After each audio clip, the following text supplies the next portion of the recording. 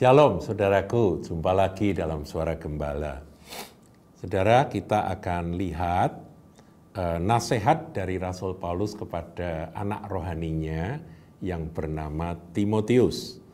Nah, ini nasihat tertulis dalam 1 Timotius 4 ayat yang ke-16. Coba kita simak, saudaraku. Awasilah dirimu sendiri dan awasilah ajaranmu. Jadi yang harus diawasi apa, saudara?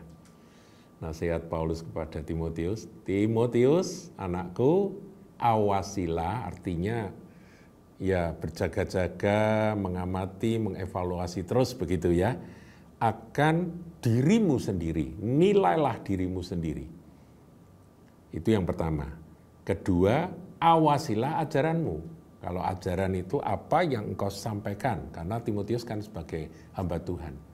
Apa yang engkau sampaikan itu harus engkau awasi dengan teliti.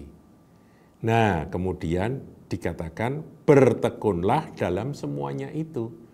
Jadi diri sendiri harus dengan tekun terus dievaluasi. Posisiku ini benar atau salah, begitu ya. Nah, kemudian ketika dia ngajar, itu dia juga terus menilai akan pengajarannya. Apakah pengajaranku ini lurus? Apakah pengajaranku ini ada yang menyimpang? Atau ada hal-hal yang bisa menyesatkan orang, meskipun tujuannya bukan sesat gitu ya. Jadi tidak sesat tapi bisa menyesatkan. Nah, di situ dia harus ngawasi ajarannya. Karena apa? Karena apa yang keluar dari mulut dari seorang hamba Tuhan itu didengar oleh banyak orang, saudaraku. Ya, jemaat, orang-orang yang mendengarkan akan firman yang dikhotbahkan, diajarkan oleh Timotius ini, disimak, diperhatikan, didengar. Nah, di situ Timotius harus bertekun dalam mengawasi ajarannya sendiri. Apakah sudah benar atau ada hal-hal yang masih perlu diluruskan gitu ya. Karena dengan berbuat demikian engkau akan menyelamatkan dirimu.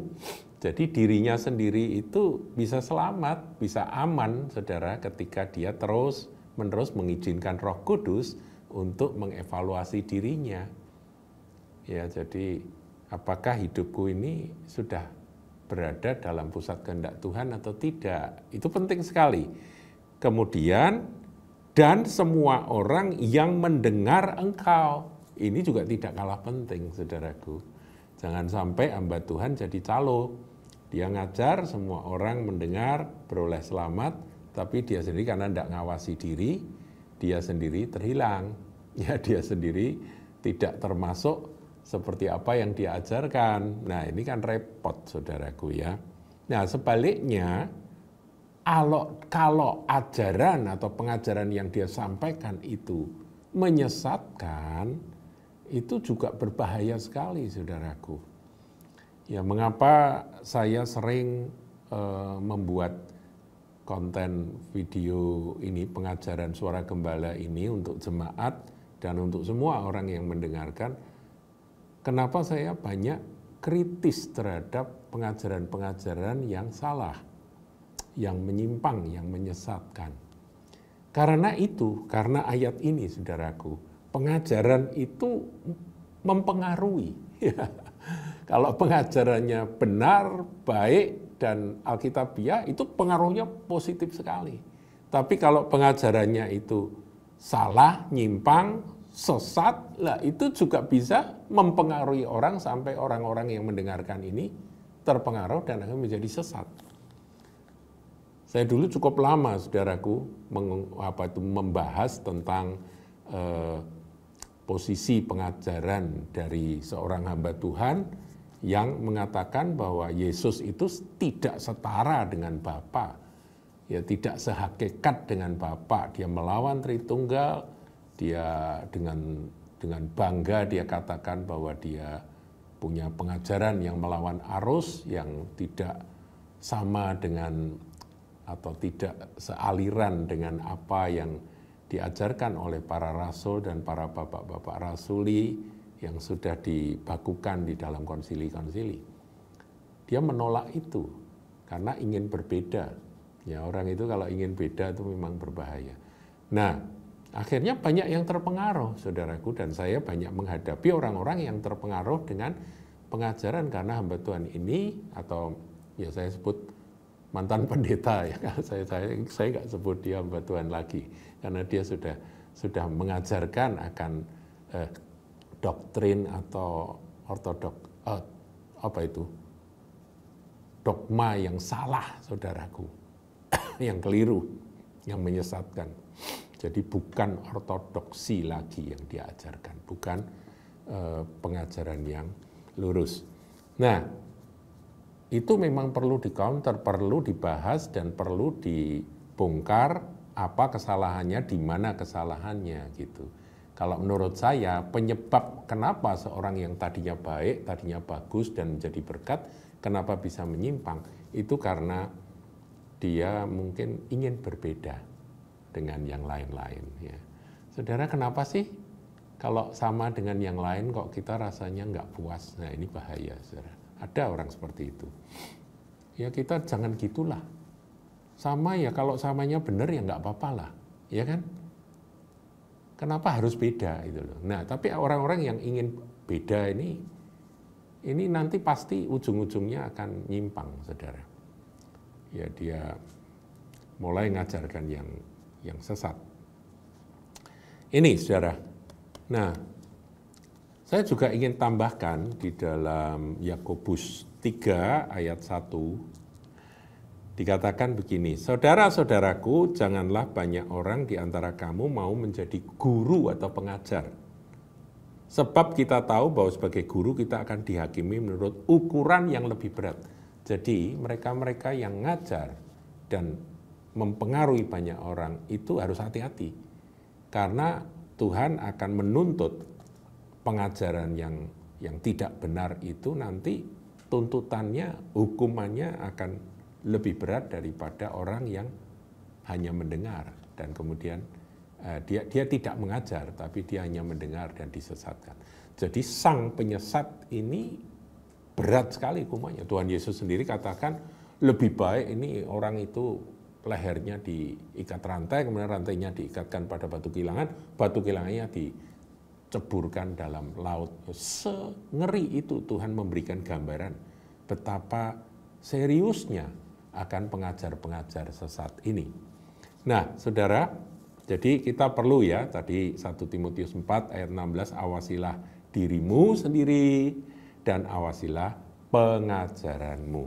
Nah, saudara, saya amati, ya ini tentang saudara kita nih, Brian Siawarta. Dia dengan enteng bicara di hadapan para tokoh agama lain, dia ngomong begini begitu dengan perkenalan apa yang dia sebut Kristen progresif. Nah, bikin geger sampai akhirnya dia mengundurkan diri dari sinodenya. Dia katakan hari ini saya bukan pendeta, itu ada di salah satu podcast yang cukup terkenal. Nah, dia katakan saya mundur dari pendeta. Saya bukan pastor lagi. Saya menyesal. Menyesal apa? Saya coba renungkan, saya coba dengar dan coba renungkan. Rupa-rupanya dia menyesal karena bikin heboh. Dia menyesal karena menimbulkan reaksi dari gereja mainstream, reaksi yang begitu keras. Itu yang disesali. Tapi kalau saya dengar dari seluruh omongannya yang ceblong-ceblung itu dia tetap berkeyakinan seperti itu, saudara. Jadi penyesalannya itu bukan yang prinsip disesali. Ini sama seperti yang pendeta ya, yang dulu mengajarkan tentang Yesus itu tidak setara dengan Bapa itu ya. Yesus bukan juru selamat adalah Yahweh. Jadi dia itu mau memisahkan akan kemanusiaan Yesus dengan apa itu Yahweh yang bekerja dalam diri Yesus gitu. Sebetulnya kalau itu dibawa kepada pengajaran kodrat ganda sih oke-oke saja, tapi karena dia ngomongnya model seperti itu, akibatnya ya ngerti sendiri, saudara. Dan dia juga menyatakan dengan terus terang bahwa dia tidak percaya lagi bahwa Yesus itu adalah Allah sejati atau Yesus itu sama dengan Yahweh, itu dia menolak. Nah, karena itu muncul akan counter-counter dari hamba-hamba Tuhan yang berpegang pada ortodoksi, itu muncul, saudara, termasuk saya termasuk memberikan komentar pada hamba Tuhan yang mengeluarkan seri Logos berseri-seri itu, berjilid-jilid itu. Nah, tapi yang saya sedih, saudara, baik yang itu, yang Arianisme atau apalah, sebut apa, dia ngajar Yesus itu bukan Allah sejati itu, ya, jadi firman dan Allah itu beda, Logos dan Allah itu beda. Itu beda apanya? Kalau Logos itu menjadi manusia satu pribadi yang terpisah, kita percaya, ya, Bapa, Putra, Roh Kudus, kita percaya kan Tritunggal, 3 pribadi, tapi satu hakikat, ya. Jadi una substantia, tres personae itu tetap kita pegang. Nah, tapi hamba Tuhan ini, kalau dia memberi klarifikasi sepertinya itu ya sepertinya, loh kok gitu, kok Anda salah ngerti, ini dipotong, ini dicuplik. Tapi sebenarnya enggak, saudara. Intinya dia memang berkeyakinan seperti itu, cuman dia masih takut terhadap atau kehebohan atau hujatan-hujatan itu, dia mungkin berat juga menanggungnya. Ya, bahwa dia dicap sesat dan sebagainya itu memang berat ditanggung. Tapi ya ini bahayanya orang-orang seperti ini kalau tidak didoakan ini semakin menjauh, saudaraku, dan semakin menjadi eksklusif dan semakin menjadi sektarian dan menganggap bahwa kelompok mereka lah yang dipilih Tuhan gitu. Itu samalah dongengnya, itu sama riwayatnya dengan Mormon lah, saksi Yehova lah, dan kelompok-kelompok sempalan itu rata-rata begitu, karena mereka dikasih tahu bahwa ini tuh nggak benar dan mereka mengeraskan hati, kemudian akhirnya mereka membentuk kelompok, dan kelompoknya itulah kelompok mereka sebut gereja sejati. Maaf. Nah, saudara, jadi kalau kita dengar permohonan maaf itu, kita ini jangan mudah wah ya sudah selesai gitu. Loh, itu pilihan dia, orang mau pindah agama, mau ninggalkan Yesus, itu pun pilihan dia, dan kita tetap katakan bahwa itu hak seseorang.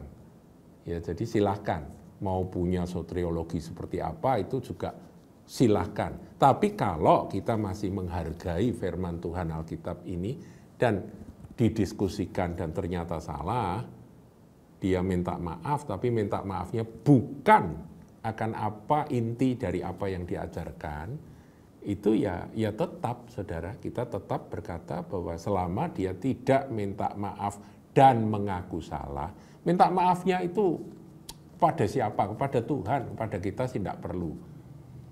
Tapi ngaku salahnya ini loh yang penting. Nah, itu tidak saya temukan, saudaraku.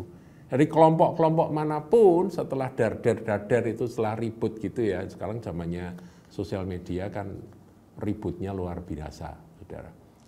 Nah, itu tidak. Jadi orang-orang yang aneh-aneh ini ada yang lembut, ada yang berkata, wah baik-baik, kita tetap bersaudara. Iya, bersaudara secara manusia, kita tetap sesama manusia ya. Dan kita harus tetap mengasihi siapapun mereka, kalau dia kelaparan ya kita kasih makan. Gitu loh, saudara ya. Jadi saudara jangan ngomong bahwa kalau kita tidak setuju dan kita menganggap dan menyatakan bahwa itu pengajaran itu sesat, artinya keluar dari kebenaran firman Tuhan, itu kita memusuhi. Tidak, saudara. Kita nggak pernah diajari kok seperti itu. Cuman ini saya harus jelaskan bahwa dia harus ngaku salah. Pengajaranku ini salah, prinsipnya salah, yang benar tuh ini, dia mau enggak terima. Kalau nggak mau terima, ya sudah, tetap berbeda kita. Kita tetap menganggap dia sebagai aliran kepercayaan atau agama yang lain. Nggak apa-apa. Wong Tuhan pun terhadap murid-murid yang meninggalkan dia malah nantang. Kalian tidak pergi sekalian, ninggalin aku. Saya mau katakan saudaraku, Tuhan itu nggak butuh manusia. Kalau dia menawarkan kasih karunia keselamatan itu hanya karena kasih. Tapi bukan karena butuh, saudaraku. Seperti halnya masalah perpuluhan. Tuhan tidak butuh perpuluhan kita, Tuhan tidak butuh duit kita, dia maha kaya.